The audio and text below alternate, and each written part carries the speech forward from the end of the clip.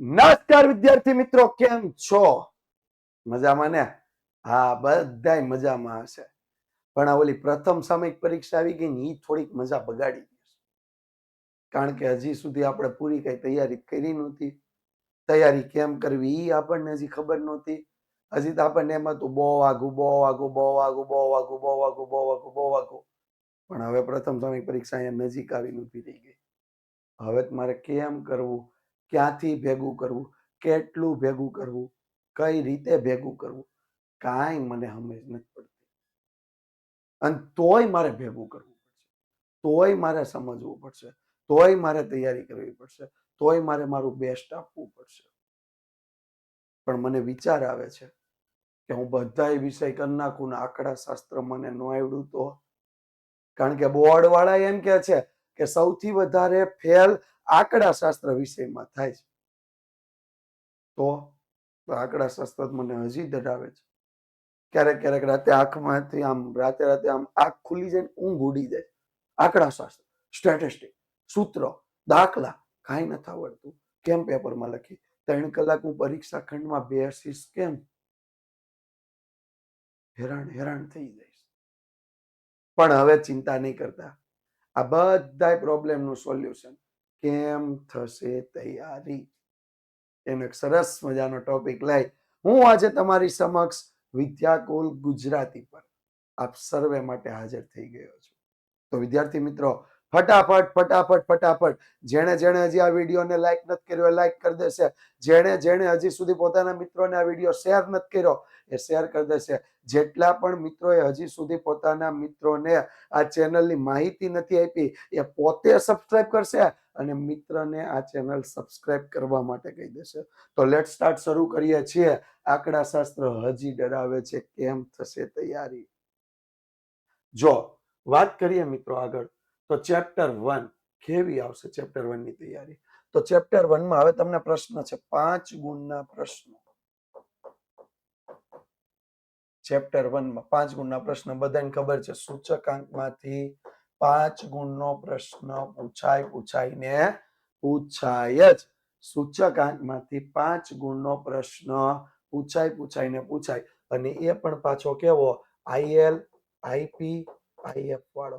અને એ પણ જો એકમ પરિવર્તનનો પૂછાઈ ગયો તો એને મારો ચોકડી, એને આપણે ઓલા જે 6 માંથી 4 વિકલ્પ છે ને એ વિકલ્પ બનાવી દો ભાઈ. આ તો હું ગણીશ જ નહીં. બરાબર? તો ગણવો કયો? તો કે ભારિત સરેરાશ અથવા કૌટુંબિક અંદાજપત્ર ગણ નાખો 3 ગુણમાં. ભારિત સરેરાશ, કૌટુંબિક અંદાજપત્ર, આ રીતના દાખલા ગણ નાખો. ત્યાર પછી વાસ્તવિક વેતનના પ્રશ્નો ગણ નાખો. ત્યાર પછી આધાર પરિવર્તન, અચલનું પરંપરિતમાં, પરંપરિતનું અચલમાં, અને થિયરીમાં સૂચકાંકના લક્ષણો. હાલો ભાઈ, આટલું કરું તો હું 3 ગુણમાં કરી નાખું. જ્યારે 2 ગુણ માટે વાત આવે તો 2 ગુણમાં એક તો ફુગાવાનો દર, આ તો મારા માટે ફેવરિટ. ચાલુ વર્ષની આવક વાળો પ્રશ્ન, ઈ ફેવરિટ. ત્યાર પછી એક આવશે તો કે થિયરીમાં અચલ પરંપરિતનો તફાવત, ઈ ફેવરિટ. આવા બધા પ્રશ્નો કરો, 2 ગુણ મળી જશે. બરોબર? અને આટલી રીત તમારે કરવી ને તો 2 દિવસ લાગે મોટા ભાઈ. હા, 2 દિવસમાં ખાલી 1.5-2 કલાક પ્રેક્ટિસ કરો ને તો સ્ટેટિસ્ટિક આટલું આસાની થઈ ગયું. પહેલું ચેપ્ટર 25 માર્ક્સ નું આવે ભાઈ, થઈ ગયા પૂરા. હાલો તે આગળ ચેપ્ટર 2 આવી ગયા આપણે સુરેખ સહસંબંધમાં. આ કઈ અઘરું નથી. હા, પાછા મને બધા કેવા આવે, સર તમને ક્યાંથી અઘરું લાગે? તમે કેટલા વર્ષથી ભણાવો અને તમે કેટલી વખત ભણાવો? એટલે તમને અઘરું ન લાગે, થોડીક પ્રેક્ટિસ કરો, થોડુંક માઇન્ડ ચલાવો. જો 5 ગુણનો પ્રશ્ન હોય ને એને તમારે એક જ કામ કરવાનું, XY ની રીતથી ગુણન પ્રઘાતની રીતનો ગણવાનો અને ક્રમાંક સહસંબંધ આવે ને તો એને તમારે ક્રમાંક સહસંબંધની જે રીત છે ને એને ઓપ્શનમાં કાઢી નાખવાની, આને કાઢી નાખવાની ઓપ્શન વિકલ્પ. બરોબર, બહુ વધારે કઈ એમાં મહેનત કરવા જેવી નથી. એને વિકલ્પમાં કાઢી નાખી. 3 ગુણના પ્રશ્નો આવી ગયા. 3 ગુણ માટેના પ્રશ્નોમાં ખાસ તો ક્રમાંક સહસંબંધની રીત કરીને જાયજો મોટા ભાઈ. ક્રમાંક સહસંબંધની રીત એ 4 ગુણમાં પૂછાય હો, 4 ગુણમાં, ખાલી 3 ગુણમાં નહીં, 4 ગુણમાં પણ પૂછી લે. હા, 4 અને 3 બંનેમાં.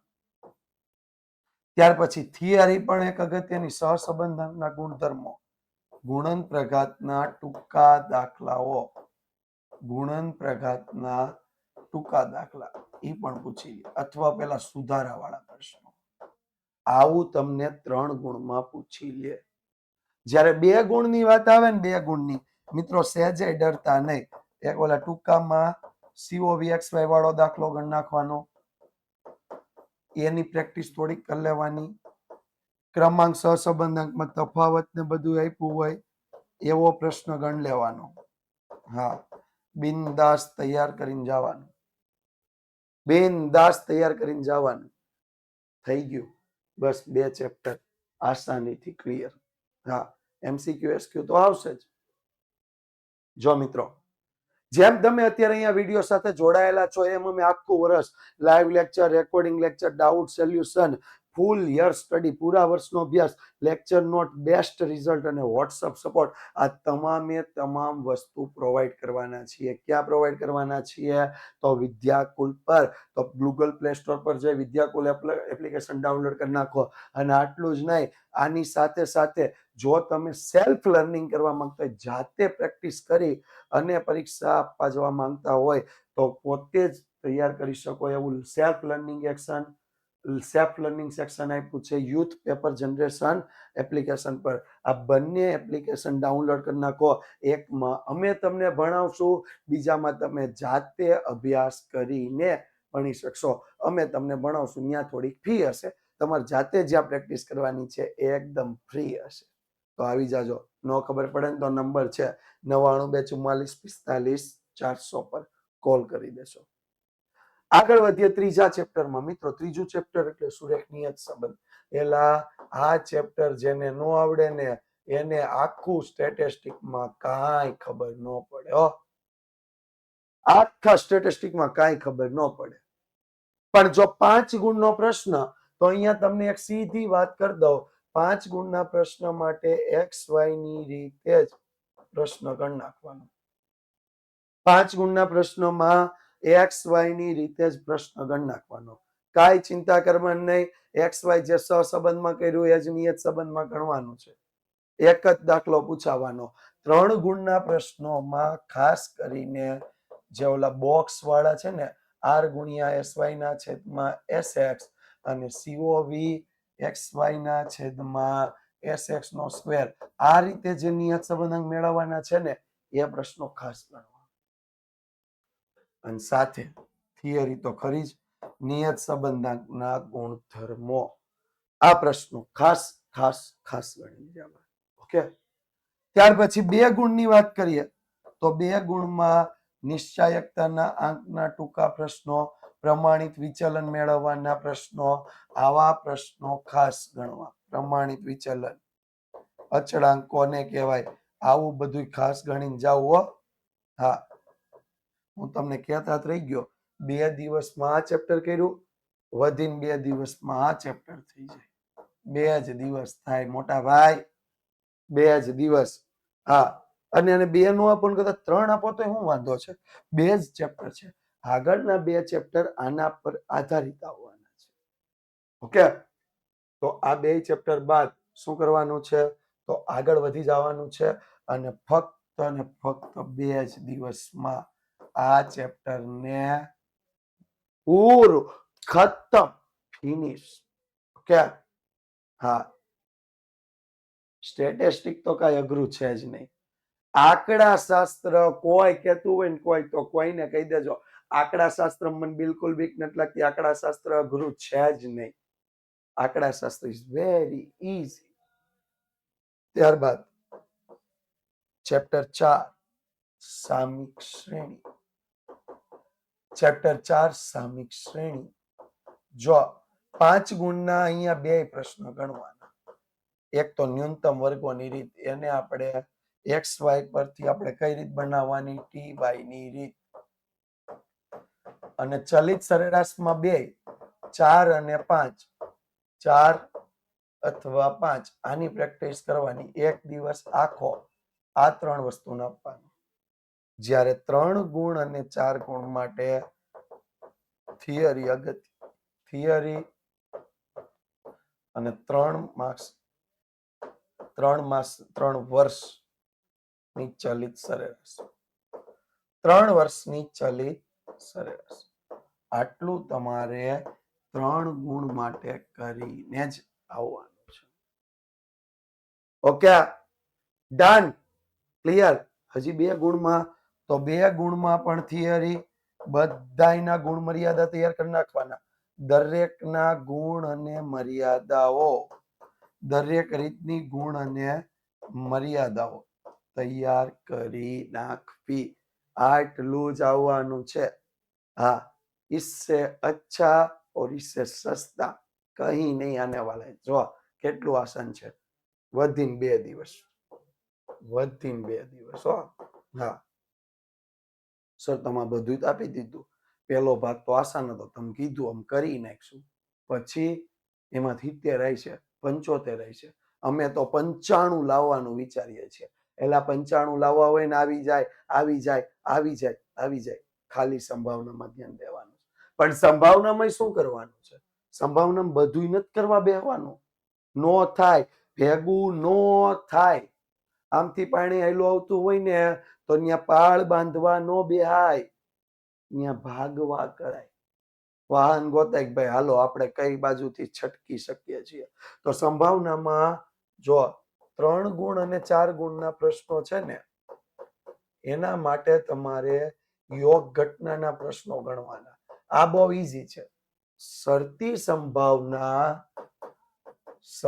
સંભાવનાને એઝ અ વિકલ્પ તરીકે અત્યારે તમારે છોડી દેવાના. હા, બધા સેક્શનમાં વિકલ્પ મળવાના ને એમાં શરતી સંભાવના ગઈ. ત્યાર પછી સીધી જે ઘટનાઓ આપી છે, સીધી ઘટનાઓ આપી છે એવા પ્રશ્નો ગણવાના છે. ઓકે, સીધી જે ઘટનાઓ આપી છે ને એવા પ્રશ્નો ગણવાના. જ્યારે 2 ગુણ માટે તો મિત્રો 2 ગુણ માટે સ્વાધ્યાય 1.2 ના દાખલાઓ ગણવાના. અને સાથે થિયરી તો યાદ રાખવાની. જો ઓલી ઘટનાઓની થિયરી છે, અલગ અલગ ઘણી બધી થિયરી છે. આને તમારે યાદ રાખવાનું છે. હા, અને બીજું ખાસ અગત્યનું જે ઓલા સ્વાધ્યાયમાં સેક્શન સી અને ડી આપ્યા છે ને, સ્વાધ્યાય 1 માં સેક્શન સી અને ડી, આ પ્રશ્નોમાં સીધે સીધા 2 ગુણ 3 ગુણ મેળવી શકાય. આ પ્રશ્નોમાં સીધે સીધા 2 ગુણ 3 ગુણ મેળવી શકાય.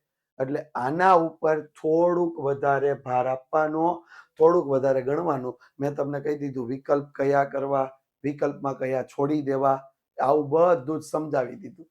તો 2 3 4 5 આ બધા જ ગુણના પ્રશ્નો બહુ સરળતાથી ક્લિયર કરી શકાય. અને 4 ગુણમાં બની શકે કે સંભાવનાના બે ગુણના 2 પ્રશ્નોને મિક્સ કરી અને 4 ગુણના પ્રશ્નો બનાવી શકીએ.